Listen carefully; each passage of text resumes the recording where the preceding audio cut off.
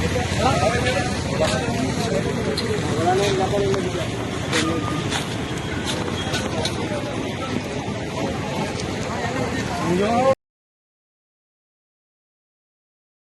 दोस्तों, मैं हूं प्रतीक। स्वागत है आप सभी का मेरे इंडियन रोड्स पर। अगर आप गाड़ियों को ओवरटेक कर रहे हैं तो दो तीन चीजों का ध्यान आपको बहुत ही अच्छे से रखना है।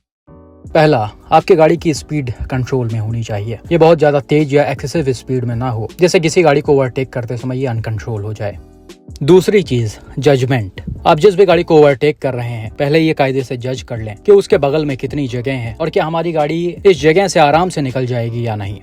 और तीसरी और सबसे जरूरी चीज, फोकस्ड रहना। पहले से आप चीजों को जब जज कर लेंगे, अपने गाड़ी की स्पीड को अपने कंट्रोल में कर लेंगे और आपका ध्यान हर तरफ रहेगा, तो आप आराम से गाड़ी को ओवरटेक कर सकते हैं। इन सभी चीजों से अगर आप भटकते हैं तो हो सकता है आपका बहुत ही बड़ा एक्सीडेंट हो जाए। और ऐसे कई सारे एक्सीडेंट्स आपने चैनल पर रिसेंटली देखे होंगे। आज फिर से ऐसा ही कुछ एक और भयानक एक्सीडेंट शेयर किया गया है, जो रिसेंटली केरला के कोच्चि में हुआ है, जिसे मिस्टर नवीन मेनन ने शेयर किया है।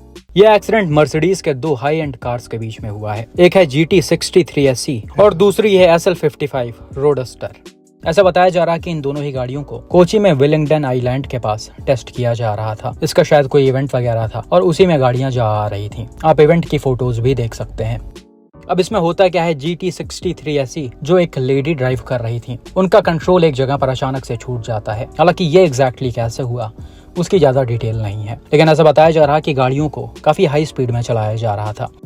अब जब इनका कंट्रोल लॉस्ट हुआ तो इस गाड़ी ने पहले किसी और कार को हिट किया, फिर और भी ज्यादा अनकंट्रोल होकर सामने से आ रहे SL55 रोडस्टर में जाकर घुस गई। तो जैसा कि यहाँ पर दोनों ही गाड़ियों की स्पीड ज्यादा थी और दोनों आमने सामने से लड़ी, इस वजह से इम्पैक्ट भी काफी जबरदस्त पड़ा। और फोटोज और वीडियोज में आप देख ही सकते हैं कि इन दोनों ही गाड़ियों का कितना ज्यादा भयानक हाल हो गया है। दोनों का ही फ्रंट ड्राइवर साइड की तरफ से बुरी तरह डैमेज हो गया है। हालांकि GT63 के मुकाबले रोडस्टर ज्यादा डैमेज हुई है। आप देख सकते हैं इस गाड़ी का राइट साइड काफी हद तक गायब हो गया है। डोर्स वगैरह टूटकर बाहर आ गए, टायर्स निकल गए और इसमें इंटरनल भी काफी ज्यादा डैमेज आया है। हालांकि इसके पिलर्स इंटैक्ट हैं, इसमें कोई नुकसान नहीं पहुंचा है। दूसरी तरफ जब आप GT63 को देखेंगे तो इसका भी फ्रंट बुरी तरह से डैमेज हो गया है। टायर्स इसके भी निकलकर बाहर आ गए हैं और ड्राइवर साइड डोर डैमेज हो गया है। हालांकि इसका भी पिलर इंटैक्ट है, पीछे की तरफ ज्यादा कोई नुकसान नहीं आया। इनफैक्ट इसका विंडशील्ड भी इंटैक्ट दिख रहा है। एक्सीडेंट के बाद ही दोनों गाड़ियों के एयरबैग्स टाइमली ओपन हो गए थे, जिससे रोडस्टर में बैठे ड्राइवर थोड़े बहुत इंजरीज के साथ सेफ बच गए। लेकिन जो लेडी GT63 को ड्राइव कर रही थी, उनको काफी ज्यादा मेजर इंजरीज के साथ हॉस्पिटल में एडमिट करवाया गया है। उम्मीद करते हैं कि अब वो सेफ हों। बाकी जैसा कि मैंने बताया कि इस एक्सीडेंट में एक और गाड़ी इन्वॉल्व थी, जिससे सबसे पहले GT63 लड़ी थी। हालांकि उसके कोई फोटोज और वीडियोज नहीं मिल पाए हैं। उम्मीद करते हैं उसका ड्राइवर भी सेफ हो। तो भाई यहाँ पर काफी भयानक एक्सीडेंट हुआ है और इतने भयानक एक्सीडेंट में ड्राइवर्स की जान बच गई, जो कि बहुत अच्छी बात है। लेकिन फिर भी उनको मेजर इंजरीज आ गई हैं। तो गाड़ी कोई भी हो, आप अगर उसे हाई स्पीड में चलाएंगे तो ऐसा कुछ सिचुएशन क्रिएट हो सकता है।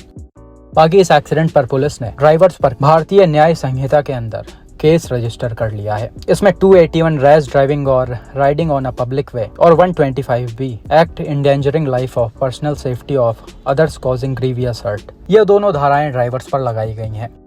इसी के साथ केरला पुलिस एक्ट 120 भी रजिस्टर किया गया है। तो दोनों ही ड्राइवर्स पर स्ट्रिक्ट एक्शन होने वाला है। हालांकि भाई ये दोनों ही गाड़ियां मर्सिडीज की खुद की थीं, तो इसका नुकसान भी कंपनी को ही झेलना पड़ेगा। ऐसा बताया जा रहा है दोनों गाड़ियों का प्राइस मिलाकर करीब 6.5 से 7 करोड़ रुपए के आसपास है और ये दोनों ही गाड़ियां टोटल लॉस में जा चुकी हैं। खैर, इन सारी चीजों को देखकर आप समझिए और सड़क पर गाड़ी सही तरह से चलाइए। इतनी महंगी और मजबूत गाड़ियों का जब ये हाल हो जाता है तो 10-12 लाख की जो गाड़ियां होती हैं वो तो हाई स्पीड में खत्म ही हो सकती हैं। और ये चीज आप लगातार देखते भी आ रहे हैं। तो ओवरटेक वगैरह करते समय थोड़ा ध्यान रखिए और अगर आपके पास हाई एंड कार्स हैं तो भी उसे सड़क पर हमेशा आराम से ही चलाइए। बाकी आपका इस एक्सीडेंट पर क्या मानना है, कमेंट करके जरूर बताएं।